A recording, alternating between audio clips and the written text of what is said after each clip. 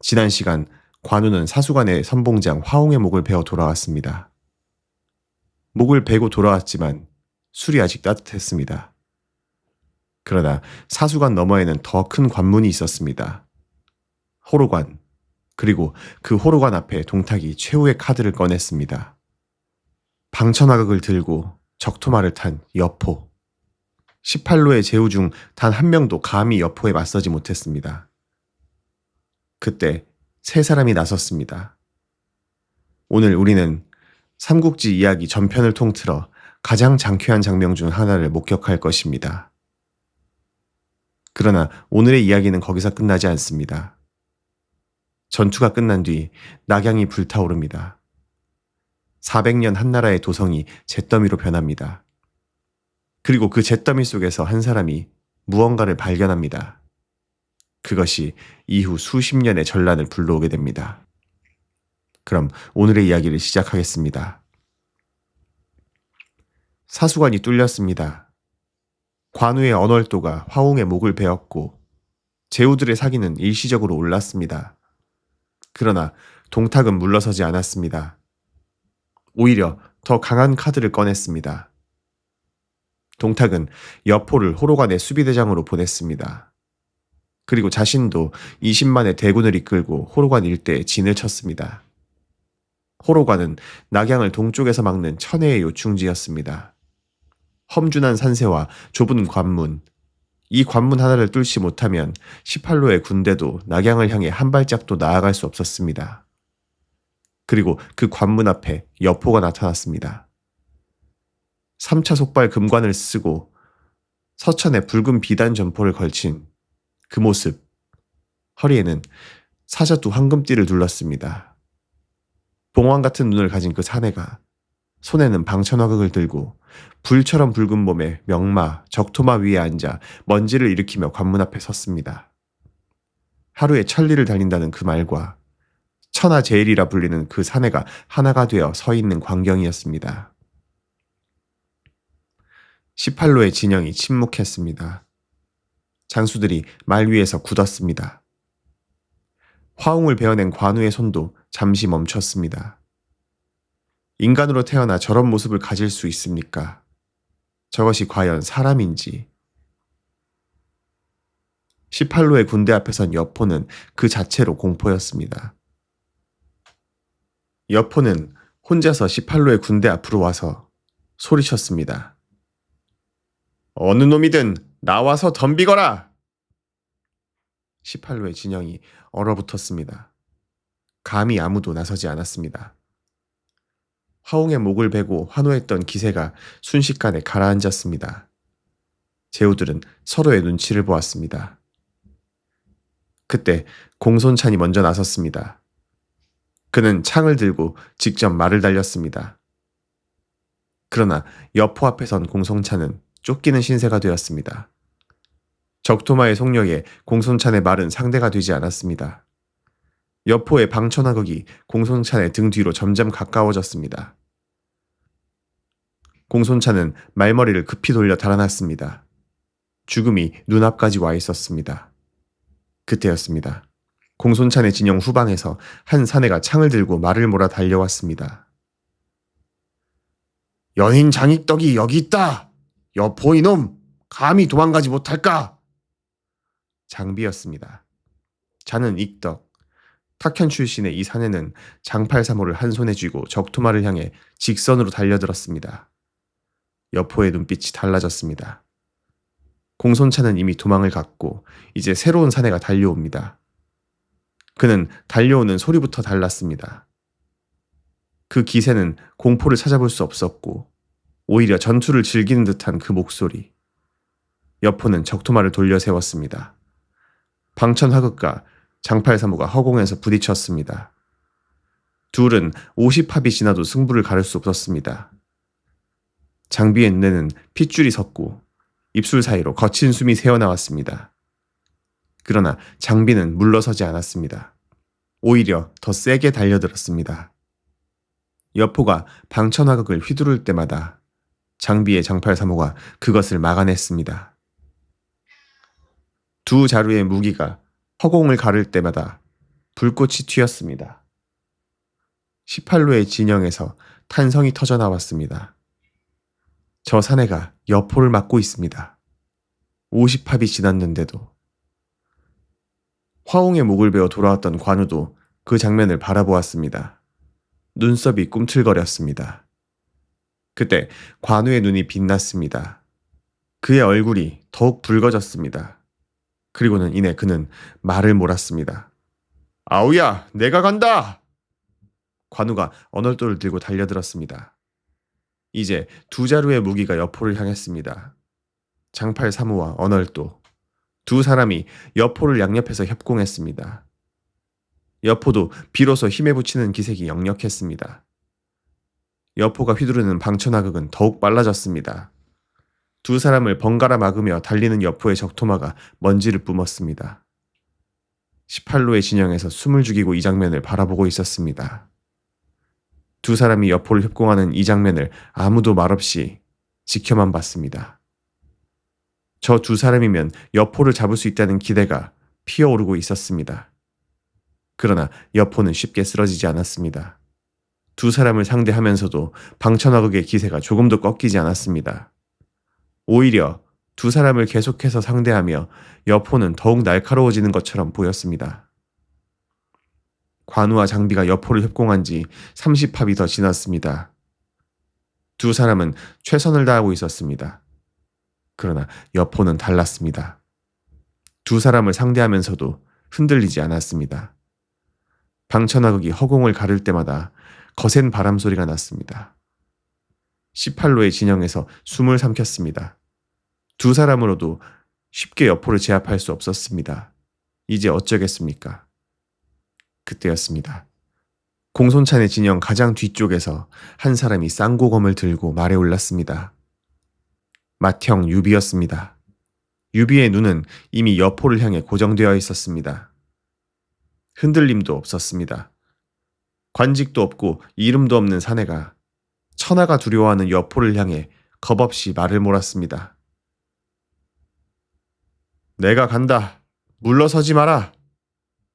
유비가 두 아우 사이로 달려들었습니다. 세 사람이 여포를 에워쌌습니다. 유비의 쌍고검, 관우의 언얼도, 장비의 장팔사모, 세 방향에서 동시에 달려드는 세 자루의 무기. 여포는 마침내 흔들렸습니다. 세 사람을 한꺼번에 막기 위해 방천하극이 쉼없이 움직였습니다. 그러나 세 방향에서 동시에 달려드는 무기들을 다 막아내기는 어려웠습니다. 장비의 장팔사모가 여포의 점포 소매를 스쳤습니다. 관우의 언얼도가 적토마의 목을 아슬아슬하게 지나쳤습니다. 유비의 쌍고검이 여포의 눈앞에서 번뜩였습니다. 여포의 눈에 처음으로 계산이 들어왔습니다. 이 세 사람을 상대로는 이길 수 없다는 판단이 들었습니다. 이건 더 이상 버틸 수 없다. 일단은 물러서야 한다. 여포는 방천하극으로 세 사람을 한꺼번에 밀어내는 척하며 적토마의 고삐를 당겼습니다. 그리고는 호로관 안으로 달아났습니다. 세 형제가 그 뒤를 쫓았지만 이미 관문이 닫혔습니다. 18로의 진영에서 함성이 터졌습니다. 여포가 물러났습니다. 천하제일의 여포가 세 형제의 합공 앞에서 물러났습니다. 이름도 관직도 없던 세 사람이 돗자리를 팔던 사내와 고향에서 죄를 짓고 도망다니던 사내와 돼지를 팔던 사내가 여포를 물러나게 했습니다. 세 형제는 나란히 말을 세웠습니다. 숨이 거칠었고 몸에는 먼지와 땀이 범벅이었습니다. 그러나 셋의 눈빛은 같은 곳을 향하고 있었습니다. 닫힌 호로관, 그 너머에 낙양이 있었습니다. 전투가 끝난 뒤 동탁은 막사에 홀로 앉아 있었습니다. 술잔이 앞에 있었지만 손을 대지 않았습니다. 여포가 물러났다는 보고를 들었습니다. 방천하극을 든 여포가, 천하제일의 장수 여포가 이름 없는 새놈에게 밀려 관문 안으로 물러났습니다. 동탁의 뱃속에서 무언가가 꿈틀거렸습니다. 그것은 공포는 아니었지만 그것과 가까운 무언가였습니다. 관문을 꼭꼭 닫아두면 당장 낙양으로 쳐들어오지는 못합니다. 그러나 언제까지 막을 수는 없었습니다. 관동의 군대는 수십만이었고 동탁의 군대는 그 절반도 안 되었습니다. 시간이 지날수록 동탁이 불리해졌습니다. 게다가 지금 낙양 안에는 동탁을 노리는 눈이 수도 없이 많았습니다. 왕윤처럼 겉으로는 순종하면서도 속으로는 칼을 갈고 있는 자들이. 동탁은 그것을 알고 있었습니다. 동탁은 이각과 곽사를 불렀습니다. 그리고 말했습니다. 낙양을 버린다. 수도를 장안으로 옮긴다. 막사하니 조용해졌습니다. 이각과 곽사도 여포도 아무 말이 없었습니다. 낙양은 한나라 400년의 수도입니다. 그것을 버리라고 합니다. 상국, 낙양을 버리신다는 것은 황제를 데리고 장안으로 가신다는 말씀이십니까? 그렇다. 황제와 황씨를 모두 데리고 서쪽으로 간다. 낙양은 불태운다. 관동의 군대가 들어와도 쓸 것이 없게 만들어라. 황릉을 파헤쳐 금은은 가져가고 민가를 비워라. 모든 백성을 서쪽으로 몰아라. 이각은 입술을 깨물었습니다. 그러나 이 일을 제기하지 않았습니다. 동탁이 결정한 일을 바꿀 수 없다는 것을 알고 있었습니다. 동탁은 그 자리에서 한 가지를 더 계산하고 있었습니다. 장안은 자신의 근거지인 서량에서 가깝습니다. 관동의 군대가 낙양을 점령한들 장안으로 오는 길은 또 다른 험로가 기다립니다. 동탁에게 장안 천도는 도망이 아니었습니다. 더 유리한 지형으로의 이동이었습니다. 그것이 동탁의 계산이었습니다. 그날 밤 낙양에 명령이 떨어졌습니다. 천도, 그 두 글자가 낙양 전체를 공포로 몰아넣었습니다. 낙양의 백성들은 하루아침에 집을 버려야 했습니다. 서량 병사들이 집집마다 문을 두드렸습니다. 집에서 나가라, 서쪽으로 가라. 거부하는 자는 창으로 찔렀습니다. 노인들이 울었고 아이들이 울었습니다. 세간살이를 챙길 틈도 없었습니다. 손에 쥘 수 있는 것만 들고 쏟아져 나왔습니다. 낙양의 대로가 사람으로 가득 찼습니다. 그 인파가 서쪽으로 흘렀습니다. 어디로 가는지도 모르면서 그저 병사들에게 쫓겨 걸었습니다.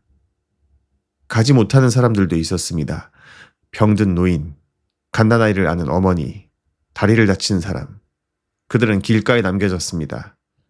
병사들은 그들을 돌아보지 않았습니다. 그리고 남겨진 집에 불을 질렀습니다. 한 채, 두 채. 이윽고 낙양 전체가 불길에 휩싸였습니다. 하늘이 붉었습니다. 낙양에서 200리 밖에서도 그 불빛이 보였다고 합니다. 관동군 진영에서도 그 하늘빛을 보았습니다. 붉게 물든 서쪽 하늘. 낙양이 불타고 있습니다. 그 말 한마디에 진영 전체가 조용해졌습니다. 동탁의 병사들은 황실의 능묘도 남기지 않았습니다. 선왕들이 묻힌 무덤을 파헤쳐 금은보화를 꺼냈습니다.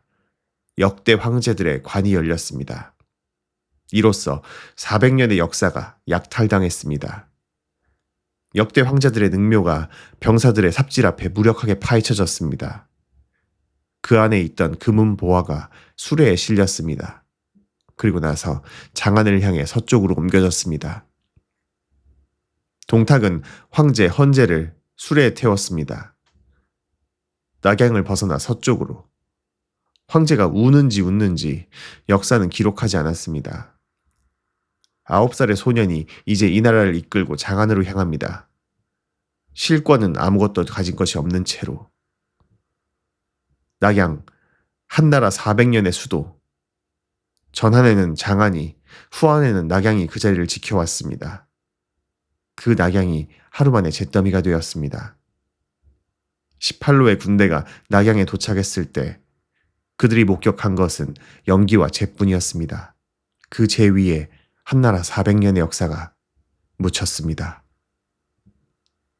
18로의 제후들은 낙양의 폐허를 바라보며 멈췄습니다. 동탁이 이미 서쪽으로 달아난 뒤였습니다. 제후들은 다시 한번 서로를 바라보았습니다. 누가 먼저 추격하겠습니까? 군량은 누가 됩니까? 전공은 누가 가져갑니까? 아무도 아무 말도 움직이지도 않았습니다. 연합은 낙양의 폐허 앞에서 사실상 멈춰버렸습니다. 이것이 18로 연합의 실체였습니다. 공통의 적인 동탁이 있었을 때는 하나였지만 그 적이 달아나버린 지금 이 순간에는 각자의 계산기를 꺼내든 것입니다. 그때 조조가 혼자 말을 몰았습니다. 그리고 제후들을 향해 소리쳤습니다. 동탁이 달아나고 있어. 지금 쫓지 않으면 언제 쫓겠소? 군량 걱정이요? 내가 군량을 댈 것이요. 함께 가지 않겠다면 나 혼자라도 가리다. 제후들은 서로를 바라보았습니다. 그때 원소가 말했습니다. 지금 병사들도 지쳤고 말도 먹이를 충분히 먹지 못했소. 무리하게 추격하다 오히려 낭패를 당할 수 있소. 조조는 더 이상 사람들을 설득하지 않았습니다. 그는 직접 자신의 군대 수천을 이끌고 서쪽으로 달렸습니다. 동탁을 쫓아 영양 방향으로. 조조의 분노는 진심이었습니다. 이 기회를 놓치면 언제 다시 천하를 바로잡을 수 있겠습니까? 그 분노가 조조를 앞으로 몰았습니다. 그러나 그것은 함정이었습니다. 동탁의 부장 서영이 영양에서 기다리고 있었습니다. 조조가 좁은 계곡으로 들어서자 사방에서 복병이 쏟아져 나왔습니다. 수천의 군사가 순식간에 흩어졌습니다. 조조는 화살에 맞았습니다. 말도 화살을 맞고 쓰러졌습니다. 조조는 말에서 굴러떨어졌습니다. 불길 속에서 사촌 조홍이 달려왔습니다. 형님, 제 말에 오르십시오. 어서! 네가 타고 가거라. 나 때문에 네 목숨을 잃을 수는 없다. 천하에 조홍이 없어도 됩니다. 하지만 천하에 형님이 없으면 안 됩니다. 조홍은 제 말을 조조에게 밀었습니다. 그리고 자신은 갑옷을 벗어던지고 맨발로 달렸습니다. 그 밤 조홍은 물살이 센 강을 헤엄쳐 건너 조조를 이끌어 탈출했습니다. 덕분에 조조는 목숨을 건졌습니다. 그러나 그는 병사 대부분을 잃었습니다. 18로의 진영으로 돌아온 조조는 상처를 싸맨 채 제후들을 향해 말했습니다. 여러분이 함께 왔다면 이기고도 남았을 것이오. 이제 그 기회는 지나갔소. 제후들은 아무 말도 하지 않았습니다. 그것이 더욱 비참했습니다. 조조는 그 침묵 속에서 무언가를 배웠습니다. 이 연합에서 믿을 수 있는 것은 아무도 없다는 것을. 그는 자신의 병사들을 이끌고 진류로 물러갔습니다. 훗날을 도모하기 위해. 조조가 영양에서 패하고 돌아왔을 때 관동군의 진영은 이미 다른 모습이었습니다. 표면적으로는 여전히 하나의 연합이었습니다. 그러나 그 안에서 균열이 생기고 있었습니다. 원소는 진류에 머물며 움직이지 않았습니다. 그에게는 동탁보다 더 중요한 것이 있었습니다.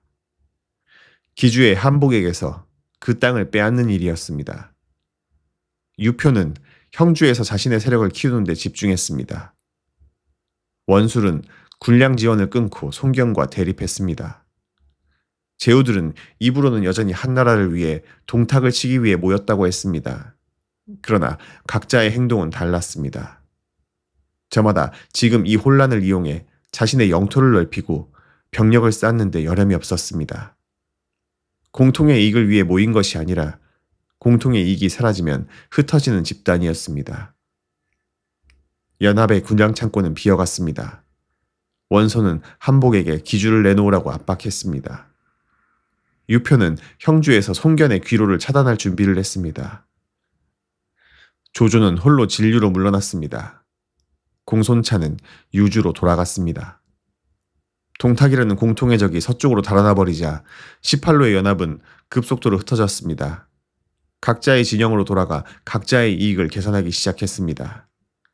그 혼란 속에서 한 사람이 움직였습니다. 그는 장사태수 손견이었습니다. 다른 제후들이 머뭇거리는 사이 송견은 낙양을 향해 혼자 달렸습니다. 그리고 한쪽에서 유비 세영제는 서로 바라보았습니다. 공손찬의 진영에 딸려 있었지만 공손찬도 이미 북쪽으로 물러나려 하고 있었습니다. 세 형제는 이 혼란 속에서 무엇을 해야 할지 아직 알지 못했습니다. 그러나 함께하는 것만큼은 알고 있었습니다. 송견은 관동군 중에서 가장 용감하게 싸운 장수였습니다. 그는 이미 동탁의 군대와 여러 차례 맞붙어 이겼습니다. 양인 전투에서 동탁의 군대를 격파하고 화옹의 본진을 무너뜨렸습니다. 그의 군대는 작았지만 날카로웠습니다. 형주 방향에서 독자적으로 북상해온 송견은 원술에게 군량을 요청했지만 원술은 그것을 끊었습니다. 시기와 견제였습니다. 송견이 너무 잘 싸운다는 것이 원술에게는 위협이었습니다. 송견이 공을 세우면 자신보다 높아질까 두려웠습니다. 그러나 송견은 멈추지 않았습니다. 굶주리는 병사들을 이끌고 계속해서 진격했습니다. 그리고 다른 제후들이 머뭇거리는 사이 송견이 가장 먼저 낙양에 입성했습니다. 낙양은 폐허였습니다. 궁궐은 불타 무너졌습니다. 대로에는 재가 쌓였습니다. 사람의 흔적이라곤 이제 찾아볼 수 없었습니다. 송견의 군대는 폐허 위를 걸었습니다. 아무도 말이 없었습니다. 낙양 거리 곳곳에서 아직까지도 연기가 피어오르고 있었습니다. 송견은 낙양 성내에 진을 쳤습니다. 그리고 무너진 궁궐의 잔해를 청소하고 역대 황제들의 능묘에 제사를 지냈습니다. 다른 제후들이 손도 대지 않는 일을 송견이 했습니다. 그것이 송견이라는 사람의 방식이었습니다. 그러던 어느 날 송견의 군대가 성 남쪽 우물 근처에서 수색을 하다가 이상한 것을 발견했습니다. 우물 안에서 빛이 났습니다. 어둑한 우물 안쪽에서 뭔가가 반짝이고 있었습니다. 병사들이 밧줄을 내려 이것을 건져 올렸습니다. 붉은 비단에 쌓인 작은 상자였습니다. 상자를 열자 그 안에는 옥으로 만든 도장이 있었습니다. 크기는 사방 네치, 용 5마리가 서로 엉켜 손잡이를 이루고 있었습니다. 한쪽 귀퉁이가 황금으로 떼어져 있었습니다. 그리고 그 밑면에 8글자가 새겨져 있었습니다. 수명 어천, 기수 영창, 하늘의 명을 받아 오래도록 번창하리라. 손견의 손이 떨렸습니다. 이것이 무엇인지 그는 알고 있었습니다. 아니, 알아볼 수 있는 사람이라면 누구나 알았을 것입니다. 그것은 전국세, 전국옥세, 진시황이 천하를 통일할 때 만든 황제의 도장이었습니다. 이것을 쥔 자가 황제입니다. 이것이 없는 자는 황제라 불릴 수 없습니다. 한나라는 이 옥새를 대대로 전해왔습니다. 그런데 동탁이 낙양에서 달아날 때 이 옥새도 함께 가져가야 했건만 어찌 우물 안에 이게 빠져 있는지 아무도 알 수 없었습니다. 전해지는 이야기에 따르면 동탁이 천도할 때 혼란 속에서 궁중의 환관 중 하나가 이것을 우물에 던져 숨겼다고 합니다. 황실의 정통성을 상징하는 이 물건을 동탁의 손에 넘기지 않으려고. 그 이름 없는 환관의 마지막 충절이 이 옥새를 지켜낸 것입니다. 그러나 그 충절이 오히려 더 큰 재앙의 씨앗을 심었습니다. 옥새가 동탁의 손에 갔다면 잊혀졌을지도 모릅니다. 그러나 지금 이것은 송견의 손 안에 있었습니다. 송견은 옥새를 품 안에 숨겼습니다. 그리고 군사들에게 명했습니다. 오늘 일은 아무도 입에 올리지 말라고. 그러나 비밀은 새어나갔습니다. 송견의 군중에 원소의 눈과 귀가 있었습니다. 원소는 소식을 듣자마자 사람을 보냈습니다. 맹주께서 말씀하십니다. 손장군이 전국옥새를 손에 넣었다 하는데 그것은 한나라 황실의 물건이요. 그러니 맹주께 넘겨주시오.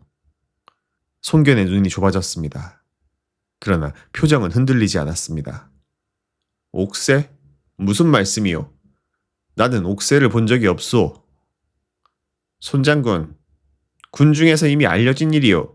쓸데없이 부정하지 마십시오. 송견은 하늘을 가리키며 맹세했습니다. 만약 자신이 옥새를 감추고 있다면 칼과 화살을 맞아 죽을 것이라고. 그리고 사자를 돌려보냈습니다. 원소는 그 보고를 듣고 잠시 생각했습니다. 그러나 손견의 맹세를 믿지 않았습니다. 원소는 유표에게 밀서를 보냈습니다. 손견이 남쪽으로 돌아가는 길을 막으라고. 손견이 형주를 지나야 자신의 땅으로 돌아갈 수 있다는 것을 원소는 알고 있었습니다. 그 밀서 하나가 다음 전쟁을 만들었습니다. 손견은 형주에서 유표의 군대와 싸우다가 목숨을 잃게 됩니다. 한 우물에서 건져 올린 옥새 하나가 강동의 호랑이라 불리던 손견을 죽음으로 몰았습니다. 이것이 18로 연합의 종말이었습니다. 공통의 적을 향해 결성된 연합이 손바닥만한 옥새 하나 때문에 서로를 향해 칼을 겨누기 시작했습니다. 동탁이라는 불씨는 꺼지지 않았고 연합은 흩어졌으며 천하는 더욱 깊은 혼란으로 빠져들었습니다. 손견은 홀로 남쪽으로 말을 몰았습니다. 품 안에 옥새를 숨기고. 여러분, 오늘 우리는 두 가지 상반된 장면을 보았습니다. 세 형제가 여포를 몰아내는 장대한 장면, 그리고 낙양이 잿더미가 되는 비극적인 장면. 여포가 물러났습니다. 이름 없는 세 형제에게. 삼국지 전편에서 이 장면만큼 독자들의 마음을 설레게 한 장면도 드뭅니다. 여포는 천하무적이었지만 세 사람이 힘을 합쳐 하나가 되었을 때 그것은 달랐습니다. 혼자서는 아무도 이길 수 없었지만 셋이 함께였을 때 천하무적도 물러나게 만들었습니다. 유비관우 장비라는 이름이 처음으로 천하에 울려 퍼진 날이었습니다. 그러나 정사를 보면 정사에서 유비관우 장비가 호로관 전투에 참가했다는 기록이 없습니다. 사실과 다를 수 있어도 그 장면이 전하는 메시지는 사실보다 더 크게 우리를 울립니다. 그리고 낙양이 불탔습니다. 400년의 역사가 하루 만에 재가 되었습니다. 그 불은 동탁이 질렀지만 그 불이 타오를 자리를 만든 것은 환관들의 전횡이었고 하진의 오판이었고 제후들의 탐욕이었습니다. 한 사람의 악인이 나라를 망친 것이 아니었습니다.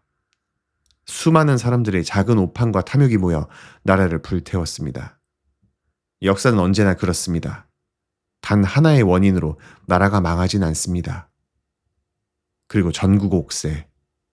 손견이 발견한 이 작은 옥새 하나가 이후 어떤 파란을 일으키는지 역사는 잘 알고 있습니다. 원술은 이 옥새를 바탕으로 황제를 자칭했다가 멸망합니다. 조조는 끝내 이 옥새를 쥐지 못했습니다. 조비가 위나라를 세우며 이것을 가져갑니다. 그 뒤로 이 옥새는 왕조가 바뀔 때마다 주인을 바꾸었습니다. 황제의 정통성을 담은 그 돌멩이가 수백 년의 전란을 만들었습니다. 그 작은 돌 하나를 두고 수십만이 죽어나갔습니다. 18로의 연합은 이제 해산 수순에 들어섰습니다. 동탁은 장안에서 권세를 누릴 것입니다. 그러나 권세를 누리는 자의 곁에는 반드시 그것을 탐내는 자가 있습니다. 동탁을 죽이는 것은 조조의 칠보도가 아니었습니다. 다른 자의 손이었습니다. 그리고 그 손은 지금 준비를 시작하고 있습니다. 사도 왕윤의 저택에서 밤마다 촛불을 켜고 계략을 짜는 노인이 있습니다. 동탁을 무너뜨리는 자, 그 자의 이름이 역사에 등장하는 것은 이제 얼마 남지 않았습니다. 그리고 그 이름 뒤에는 한 여인이 있습니다. 왕윤이 품고 있던 마지막 계략, 동탁과 여포를 동시에 손에 넣는 그 계략의 이름은 연환계였습니다. 동탁과 여포를 동시에 손에 넣는 한 여인의 이야기가 다음 이야기에서 이어집니다. 오늘도 함께 해주셔서 감사합니다.